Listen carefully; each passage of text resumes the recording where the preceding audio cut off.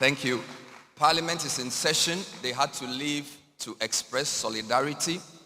Now that our legislature is aligned, where is our executive to represent the President of the Republic? I am happy to now give to you the Chief of Staff of His Excellency John Dramani Mahama in the person of the Honorable Julius Debrah.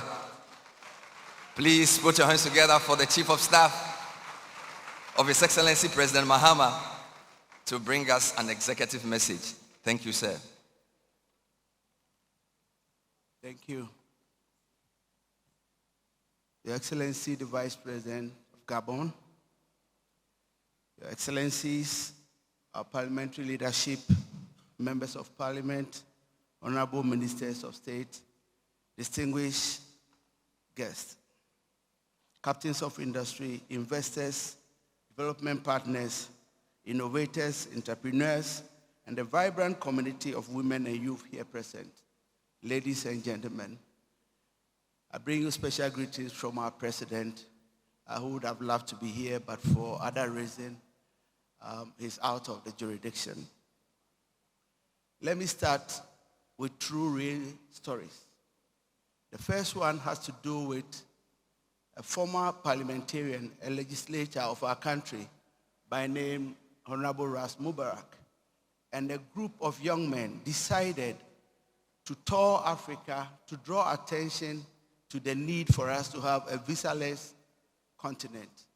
They succeeded in visiting only 31 countries because they needed to apply 12 separate visas.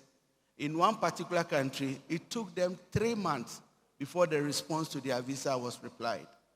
And so I think using today, we need to drum home the importance of making free movement on the continent so as to encourage the wider market we are looking for.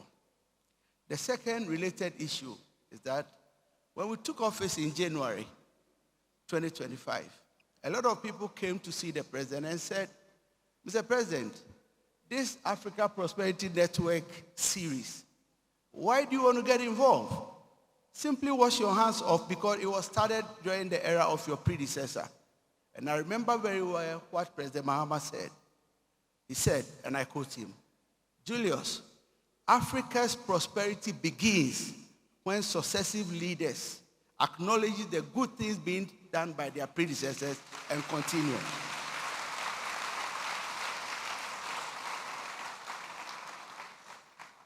So I bring you warm greetings from the President of our Republic, and I extend his appreciation to the Africa Prosperity Network for convening the Africa Prosperity Dialogues once again here in Ghana. It is a privilege to join you at this consequential gathering held at the moment when Africa's promise is clearer than ever and our choices are more urgent than ever.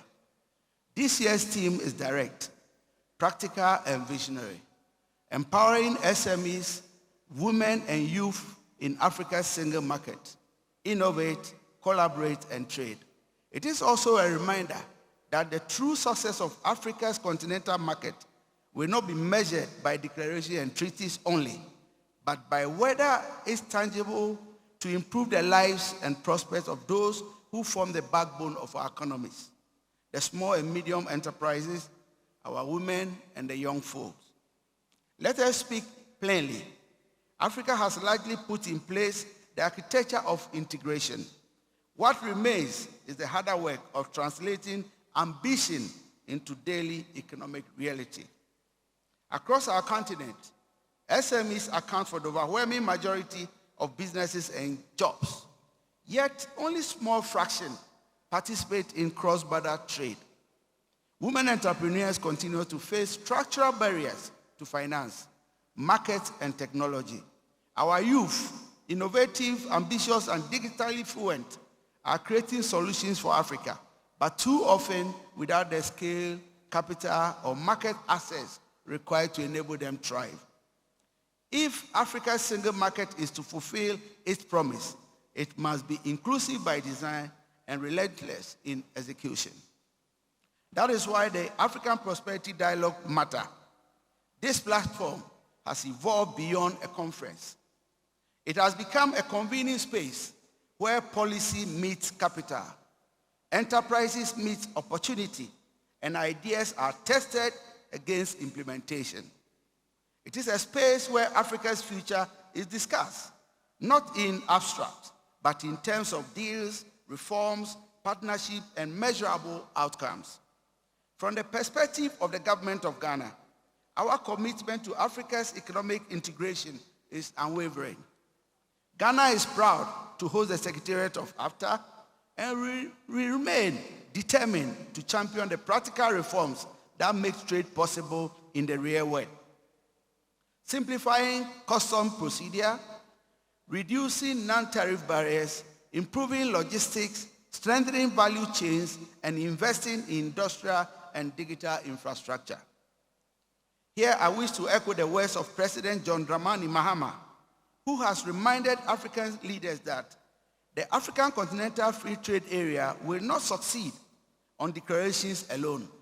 It must be supported by deliberate investment in infrastructure, efficient institutions, and productive capacity. His message is clear. Integration must be engineered, financed, and implemented, or it will remain an aspiration rather than a driver of prosperity. Yet, even as we pursue the practical, we must keep faith with the history. Kwame Nkrumah, our first president, warned decades ago that Africa must unite or disintegrate individually. The forces that unite us are intrinsic and greater than the superimposed influences that keep us apart.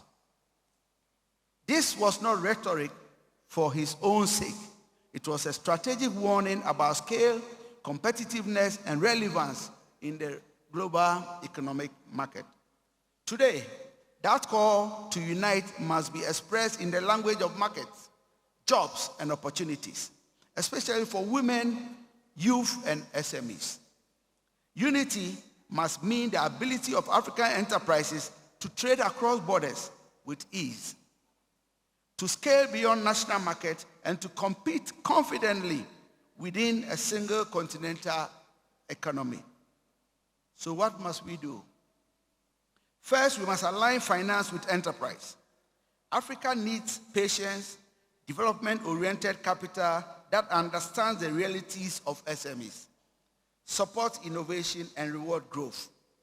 Capital must meet credible businesses, and credible businesses must be equipped to absorb investment and scale regionally. Second, we must build trade capability at scale. Export readiness, standards of compliance, digital trade literacy, and logistics efficiency are no longer optional. They are a must. They are prerequisites for competitiveness in a continental market. Third, we must make integration visible and tangible. When women lead enterprises and youth-led startups successfully trade across borders, they create confidence and momentum. They turn continental policy into lived experience. This brings me to the launch of the Africa Market Borderless Now. Make Africa Borderless Now campaign. This is more than a call for easier movement. It is a demand for economic transformation. Africa cannot trade at a scale if its people, goods, services, and ideas remain constrained by outdated systems and unnecessary barriers.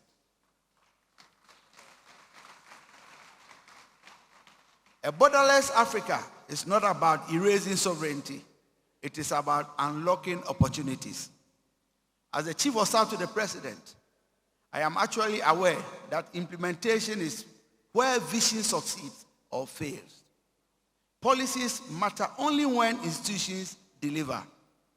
Our collective task, therefore, is to turn commitment into action at the borders, at the ports, standard authorities, payment systems, and across the full value chain of trade. Ladies and gentlemen, Africa's time is not a slogan. It is a responsibility. If we empower women and youth with real access to finance, skills, markets, and mobility, we will grow dignity alongside growth. If we scale SMEs into continental champions. We will create jobs, resiliency, and shared prosperity. If we make Africa borderless, we will unlock the full potential of over 1.5 billion citizens on a single market. Let us therefore leave this dialogue with one shared resolve: to innovate with purpose, collaborate with seriousness, and trade with confidence, until Africa's single market becomes a lived reality for all of us all. I thank you very much for your attention.